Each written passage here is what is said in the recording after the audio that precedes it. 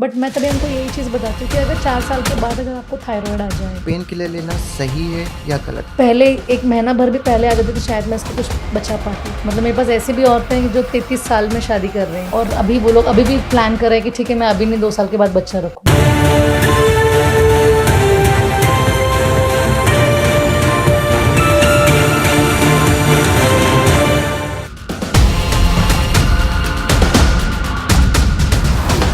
Delivery के वक्त किस समय महिलाओं को डॉक्टर से कंसल्ट करना चाहिए?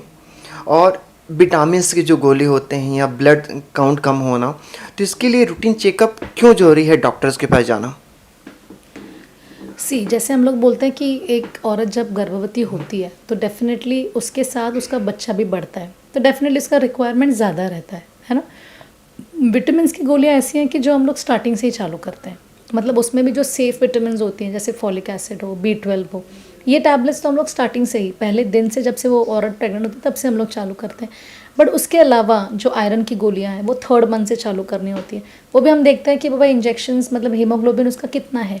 अगर उसका हीमोग्लोबिन बहुत ज़्यादा लो है, जो हम लोग अगर माइल्ड हो तो डेफ़िनेटली टैबलेट्स पे रहता है, अगर मॉडरेट रहता है तो मे बी उसको इंजेक्शंस देने पड़ते हैं खून बढ़ने के। मगर अगर सिवियरली अनीमिया है, हीमोग्लोबिन बहुत ज़्यादा कम है, तो उस केसेस में हमको खून भी चलाना पड़ सकता है। तो ये सारी चीज़ें रेगुलरली फॉलोअप, मतलब मैं यही बताऊँगी कि अगर आप किसी अच्छी डॉक्टर के पास जा रहे हो, पूरा 9 महीने एटलीस्ट मंथली एक विज़िट होना बहुत ज़रूरी है। और मुझे नहीं लगता कि ये शायद कहीं ना कहीं इंडिया में ये अवेयरनेस बहुत ज़्यादा कम है। अभी भी खारगढ़ जैसे शहर में रहने के बाद भी मैं लोगों से ये सुनती हूँ कि अरे 3 महीने तक डॉक्टर के पास जाना नहीं होता। और फिर मैं कितने सारे केसेस देखती हूँ अबॉर्शन के, जो लोग ब्लीडिंग करके आते हैं कि नहीं नहीं हमने कोई गोली नहीं खाई, हमने कभी कोई सोनोग्राफी नहीं करी।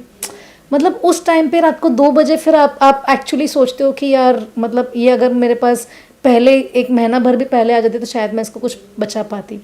तो ये सारे इश्यूज़ हो जाते हैं। तो ये ऐसे बिल्कुल भी नहीं है। इनफैक्ट मैं उनको बोलूँगी कि जो आप जैसे पता चलता है कि आप प्रेग्नेंट हो, प्लीज़ जाके पहले डॉक्टर को दिखाओ। वो विटामिन्स तभी से चालू करेंगे, D3 चालू करते हैं, कैल्शियम चालू कर सकते हैं। 3 महीने होने के बाद फिर आयरन की टैबलेट, प्रोटीन चालू होता है स्टार्टिंग से। ये सारी चीज़ें, टीटी के इंजेक्शंस लगती हैं 2, फिर अभी स्वाइन फ्लू के वैक्सीन्स लगते हैं, हेपेटाइटिस के वैक्सीन्स लगते हैं। तो ये सारी चीज़ें ये पूरे 9 महीने में, मेरे यहाँ पे सारी पेशेंट्स पहले 7 महीने तक हर महीने आती है, 7वें महीने में हर 3 हफ्ते में, 8वें महीने में हर 15 दिनों में, और 9वें महीने में हर हफ्ते मिलते हैं। अगर नॉर्मल जो डिलीवरी करानी है अगर महिलाओं को, तो उसके लिए उन्हें ध्यान कब से देना पड़ेगा और क्या क्या सावधानी उन्हें बरतनी पड़ेगी?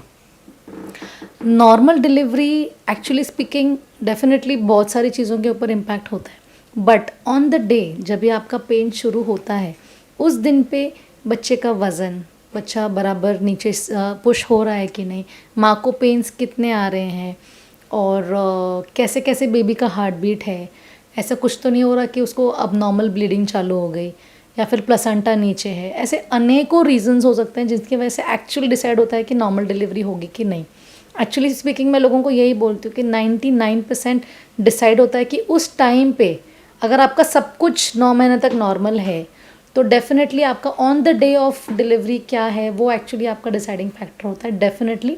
ऑन टॉप ऑफ दैट अगर कोई चाहे कि हाँ अगर हमको फैसिलिटेट नॉर्मल डिलीवरी ज़्यादा है तो उस केसेस में अगर वो रेगुलरली वॉक कर रहे हैं या फिर उनको और कोई प्रॉब्लम्स जैसे खाने पीने में कोई इश्यूज़ नहीं, अगर वो लोग ज़्यादा नमक नहीं खा रहे, ब्लड प्रेशर कंट्रोल में है, मीठा ज़्यादा पसंद नहीं करते, या फिर डायबिटीज़ नहीं है, या फिर कोई भी ऐसे रीजंस जिसकी वजह से उनकी डिलीवरी जल्दी करने की ज़रूरत पड़े, तो फिर डेफिनेटली कोई प्रॉब्लम नहीं होनी चाहिए। फीमेल को नॉर्मल डिलीवरी आराम से हो सकती है। मैम इससे रिलेटेड एक और है मेरा, जो किस एज ग्रुप में एक कुछ प्रॉब्लम अगर हम देखा जाए तो एक होता है कि यूरिन इन्फेक्शन या फिर यूट्रस कैंसर, ठीक है। तो इस कंडीशन में सपोज आइडेंटिफाई नहीं हो पाता या आइडेंटिफाई तो बहुत लेट हो जाता है, तो इस टाइप की महिलाएं जो होती हैं उनको किस एज में शादी कर लेना चाहिए, इन प्लानिंग होनी चाहिए उनकी?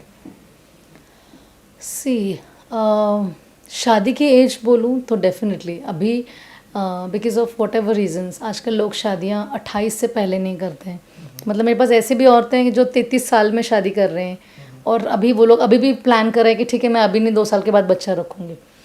कहीं ना कहीं ये समझना बहुत ज़रूरी है कि पहले के ज़माने में इश्यूज़ ज़्यादा नहीं थे और अभी इनफर्टिलिटी बढ़ी है या फिर टेस्ट ट्यूब अभी बढ़ा है, क्योंकि जो शादी की एज है वो बढ़ चुकी है ना, मेल्स फीमेल्स दोनों केसेस में।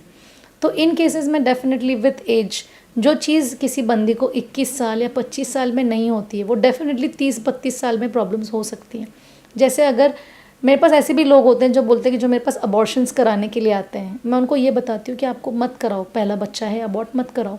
बट फिर भी उनका रीज़न रहता है कि नहीं, हमको 4 साल के बाद करना है बच्चा।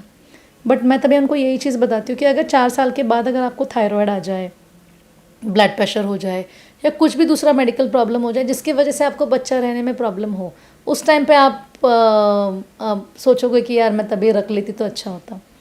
तो ये सब चीज़ें एज के चलते बहुत बढ़ती है डेफिनेटली।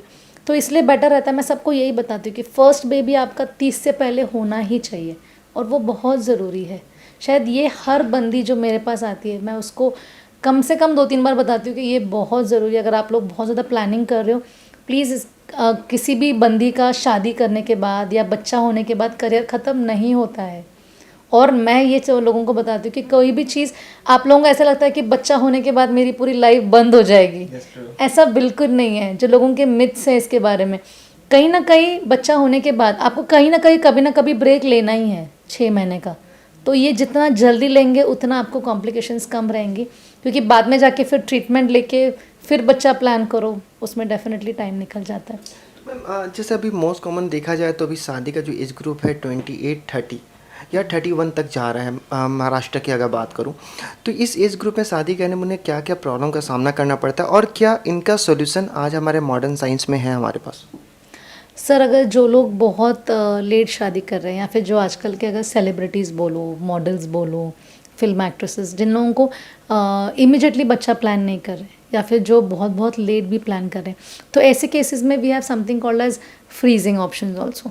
मतलब ओवम फ्रीजिंग भी होता है। मतलब उन लोगों को पहले से स्टिमुलेट करके उनके अंडों को हम लोग फ्रीज करके रखते हैं और वो अंडे जो हम लोगों के अर्ली एज में रखे हैं वो बाद में यूज़ करके भी उसका टेस्ट ट्यूब बेबी कर सकते हैं। तो that is one good option जो लोग सोच सकते हैं। बट डेफिनेटली उसमें भी it is a costlier option और लोगों को वो अफोर्ड करना भी बहुत ज़रूरी है। ऑलमोस्ट जो IVF हम बात करते हैं, टेस्ट ट्यूब बेबी की बात करते हैं, तो आज भी सबको नॉलेज तो है लेकिन फिर भी एक मिथ बना हुआ है कि इसमें बहुत सारे कॉम्प्लिकेशन आते हैं। तो इसके बारे में आप कुछ बताइए कि आज की धारणा क्या है आज की पब्लिक की इसके बारे में? टेस्ट ट्यूब बेबी के बारे में बताऊंगी तो किसी भी प्रोसीजर के साथ एक कॉम्प्लिकेशन साथ में रहता ही है। बट अगर इसको बताऊं तो डेफिनेटली प्रेगनेंसी के चांसेस लोगों के बड़े हैं, तो इसको मैं कॉम्प्लिकेशन नहीं बोलूँगी। बट हाँ, जब भी आप प्रेगनेंसी मतलब IVF में हम लोग कैसे इंजेक्शंस के ऊपर सब कुछ करते हैं, अंडे बढ़ाने से लेके प्रेगनेंसी सपोर्ट से लेके सारी चीज़ों में इंजेक्शन ज़्यादा लगती है। तो डेफिनेटली एक औरत को पूरे मंथ में ऑलमोस्ट हर रोज़ के इंजेक्शंस होते हैं। शायद ये इसका सबसे बड़ा प्रॉब्लम है, मैं बोलूँगी, जो लोग एक्चुअली इसको नहीं कर पाते। या फिर सेकेंड मोस्ट इम्पॉर्टेंट, इसको मैं कॉम्प्लिकेशन नहीं बोलूँगी, दैट कॉस्ट फैक्टर एसोसिएटेड, मतलब ये एक मेजर सेटबैक है। Definitely it's an advance technology, तो उसके साथ पैसा भी लगता है। तो ये तो ऑलमोस्ट अगर हम पब्लिक जान चाहिए कितने कॉस्ट तक हो सकता है या इसका हम एक पैरामीटर हम बना सकते हैं कि इतने तक हम पब्लिक अफोर्ड कर सकती है? कॉस्ट तो sir it would be very unsure अगर मैं इसको डायरेक्टली अभी कुछ बताऊं तो हाँ, बट डेफिनेटली मतलब अगर महाराष्ट्र में देखा जाए या मुंबई में देखा जाए तो ऑलमोस्ट 75-80 हज़ार से लेके 3.5 लाख तक भी हर जगह पे इसका वेरिएशन है। डिपेंड्स ऑन आप कहाँ पे कर रहे हो, क्या कर रहे हो, क्या पैकेज है, सब कुछ। उसमें भी डोनर्स लिए हैं, नहीं लिए हैं, इंजेक्शन इंक्लूडेड है, नहीं है, तो ये सारी चीज़ें उसको मैटर करती हैं। अभी बहुत सारी महिलाओं में केस आता है कि प्रेगनेंसी नहीं होने का चांसेस होते हैं या मेजर रीज़न बहुत सारे होते हैं, तो उस कंडीशन पर क्या कर सकते हैं? सोल्यूशन क्या होता है उन महिलाओं के लिए? सर, सबसे पहले तो अगर आप कोई भी महिला या फिर कोई भी कपल अगर 1 साल के ऊपर से ट्राई कर रहा है और फिर भी अगर बच्चा नहीं कर पा रहे, तो मुझे लगता है उनको गायनेक सपोर्ट लेना बहुत ज़रूरी है ना। ये बहुत ज़रूरी है कि आपका चेकअप करें। अगर आप 30 से अंदर हो तो, अगर आप 30 क्रॉस कर चुके हो और फिर भी आप लोग ट्राई कर रहे हो 1 साल के ऊपर, तो मुझे लगता है कि आप लोगों को जल्द से जल्द ट्राई करना चाहिए उन लोगों को, कि एक सपोर्ट ले, डॉक्टर से मिले, हिस्ट्री ले, टेस्ट कराए हस्बैंड का, वाइफ का, दोनों का, and then come to a decision. This is one preliminary step. तो ये हुआ. दूसरा, अगर ट्रीटमेंट लेना चाहेंगे तो एटलीस्ट डॉक्टर्स आपको, अगर आप कोई भी दूसरे टेक्निक्स नहीं यूज़ करना चाहते, अगर फिर भी लोग नेचुरल के लिए ट्राई करें, तो उसमें भी डॉक्टर्स आपको हेल्प कर सकते हैं कि किन किन दिनों में करना चाहिए. वो बहुत बहुत ज़रूरी है. दूसरा मतलब IUI हम लोग जो बोलते हैं, इंट्रा यूट्राइन इंसेमाइनेशन. ये एक प्रोसीजर है जहाँ पे हस्बैंड का सीमन सैंपल वॉश होता और वो डायरेक्टली फीमेल के यूट्रस में पुश किया जाता है. तो ये एक थर्ड ऑप्शन है. फॉलिकुलर स्टडीज़ होती हैं इसमें, जिसमें सारी चीज़ें मॉनिटर होती है वाइफ की. और उसके बाद फिर थर्ड एंड फॉरमोस्ट मतलब test tube baby obviously. Okay ma'am, इसके अलावा एक होता है कि अभी देखा जा रहा है, ये तो हम gynaec related problem, after baby gynaec related क्या क्या प्रॉब्लम होती है महिलाओं को फेस करना पड़ता है? आफ्टर बेबी तो डेफिनेटली बच्चा itself is a big job for the mother. आजकल के लोग ब्रेस्ट फीडिंग को इतना कंफर्टेबल नहीं समझते. मतलब there are breast support groups हमारे यहाँ पे, कि जहाँ पे लोग एक्चुअली साथ मिलके अपने अपनी प्रॉब्लम्स डिस्कस करती हैं. जैसे हमारे यहाँ पे लैक्टेशन कंसल्टेंट आती है, तो ब्रेस्ट फीडिंग के ऊपर प्रॉपर आपको 1-1.5 घंटा सेशन दिया जाता है कि कैसे करना चाहिए, क्या चीज़ें गलत है, क्या सही है, खाने पान से लेके पोजीशन लेके सारी चीज़ें वहाँ पे एक्सप्लेन होती है. फिर दूसरा मतलब बॉडी के साथ रिकवर होना. नॉर्मल डिलीवरी के बाद लोगों को यही मतलब अपने लिए टाइम नहीं निकाल पाते. तो कहीं ना कहीं वो चीज़ कि आपकी फ़िज़िकल फिटनेस अलाइन करना भी एक बहुत बड़ा इशू जो होता है लोगों के लिए. वेट गेन के साथ लोग टैकल नहीं कर पाते. वेट गेन इतना ज़्यादा हो जाता है कि बाद में वापस प्री प्रेगनेंसी वेट गेन होना एक थोड़ा सा लोगों को चैलेंज हो जाता है. ओके, तो मैम ऐसे कौन से केसेस आते हैं जिसमें महिलाएं अवॉइड करती हैं? आपके पास महिलाओं को रूटीन चेकअप करना चाहिए आफ्टर बेबी, या एक एज के बाद अगर मैं गायनेक रिलेटेड प्रॉब्लम की बात करूं तो महिलाएं जिसको अवॉइड करती हैं? सबसे पहले तो मुझे लगता है महिलाओं को, और बताऊँ तो 30 इयर्स के बाद आई एम श्योर किसी को भी ये नहीं पता कि एक पैप्समियर टेस्ट करना बहुत ज़रूरी है. पैप्समियर टेस्ट एक सर्वाइकल कैंसर स्क्रीनिंग होता है. मतलब ये इतना सिंपल टेस्ट है कि बस यूट्रस के मुंह पे हम लोग बस ब्रश घुमाते हैं और वो टेस्टिंग को भेजते हैं. इमेजिन करो अगर मैं आपको ये बताऊं, और ये सच है, इंडिया में हर 8 से 9 मिनट में एक औरत कैंसर सर्विक्स से मरती है. तो अभी आप मुझे बताओ कि ये कितना इम्पॉर्टेंट है. मैं लोगों को कम से कम 500 पैम्पलेट्स बांट चुकी हूँ, बट उसमें से 5 औरतें भी सामने से आके नहीं बोलती है कि मुझे ये टेस्ट करानी है ना. मतलब ये इतनी इम्पॉर्टेंट है, लोगों को इसका इम्पोर्टेंस नहीं समझ में आता. तो ये टेस्ट क्यों कराना चाहिए और इसका आइडेंटिफाई कैसे कर सकते हैं? ये कैंसर, सर्वाइकल कैंसर वैक्सीन, मतलब सर्वाइकल कैंसर प्रिवेंटिव टेस्ट है ये. तो इससे अगर किसी को सर्वाइकल कैंसर होना है तो वो डिटेक्ट होता है. और ये टेस्ट हार्डली 5 मिनट लगता है. और ये एक बार आप टेस्ट कर लो और वो टेस्ट का रिपोर्ट नेगेटिव है तो 5 साल तक आपको वापस टेस्ट करने की ज़रूरत नहीं है. ये बहुत ज़रूरी है. ये किसी भी औरत को 30 इयर्स के बाद हर 5 साल में कराना चाहिए. ये शायद हमारे इंडिया में कोई फॉलो नहीं करता. ये मुझे लगता है कि इस प्लेटफॉर्म पे मुझे यही आप लोगों को बताना है कि सब लोगों ने, सारी औरतों ने, अपने हस्बैंड्स ने, अपने बीवियों को, अपने माओं को जाके ये टेस्ट करानी चाहिए. सेकेंड मोस्ट इम्पॉर्टेंट बताऊँगी कि सेल्फ ब्रेस्ट एग्जामिनेशन. मतलब बहुत ज़रूरी है कि औरतों को अपना ब्रेस्ट एग्जामिनेशन रेगुलरली कराना चाहिए.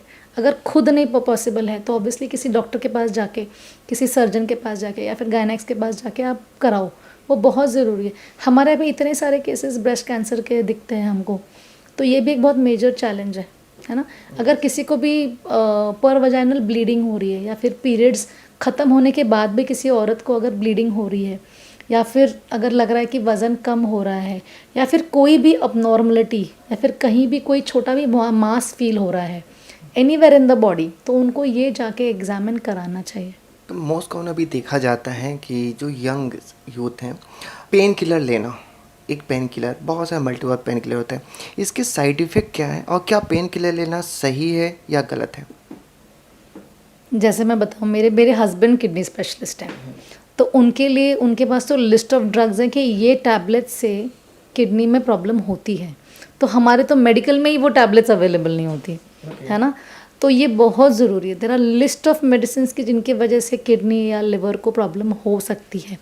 There are lot of safe pain killers, but definitely अगर आप कोई भी चीज़ लिमिट में करो तो उससे हानि नहीं होती है. तो क्या मैम इसका नाम बता सकती हैं किस पेन किलर को लेना चाहिए और किसको अवॉइड करना चाहिए? जैसे सर मैं ये इस प्लेटफॉर्म पे थोड़ा डिफिकल्ट होएगा क्योंकि ऐसा नहीं है कि वो Yes, पेन किलर्स certainly, बाकी के yes, डॉक्टर्स yes, बाकी देते के- होंगे, yes, yes, बट डेफिनेटली अगर कोई भी ऐसे एग्जांपल दूं मैं डाइक्लोफेनाक, अगर ये टैबलेट अगर कोई भी लोग बहुत टाइम से ले रहे हैं तो शायद मे भी प्रॉब्लम हो सके। जैसे मैं 50 में से एक बता रही हूँ ड्रग जिसके ये प्रॉब्लम हो सकती है, बट डेफिनेटली उसमें भी सेफ़र ऑप्शंस होती हैं, और अगर आप वो कभी कभार ही ले रहे हो तो इसमें कोई प्रॉब्लम नहीं होनी चाहिए। तो इसको नेचुरल कोई तरीका नहीं है मैम जिसमें विदाउट ड्रग्स इसको अवॉइड किया जा सके? सब मेरे हिसाब से किसी ने भी अपने खुद के दिमाग से कोई भी मेडिसिन नहीं लेनी चाहिए, है ना। स्पेशली आजकल का लोगों का फैशन है कि जाके मेडिकल में पूछो और वो दवाई देते हैं और वो घर पे आके ले लेते हैं, और बाद में वो दवाई से फ़र्क नहीं पड़ता तो 4 दिन के बाद पता चलता है कि यार हमने तो गलत दवाई ले रहे थे और उसकी वजह से प्रॉब्लम्स बढ़ गई। जैसे अगर मैं छोटा सा एग्जांपल दूं तो किसी को वजाइनल इचिंग हो रहा था, उसने जाके मेडिकल में बताया, मेडिकल वाले ने बॉडी में जो इचिंग होती है उसका टैबलेट दे दिया और वो बंदी वो टैबलेट महीना भर ले रही थी।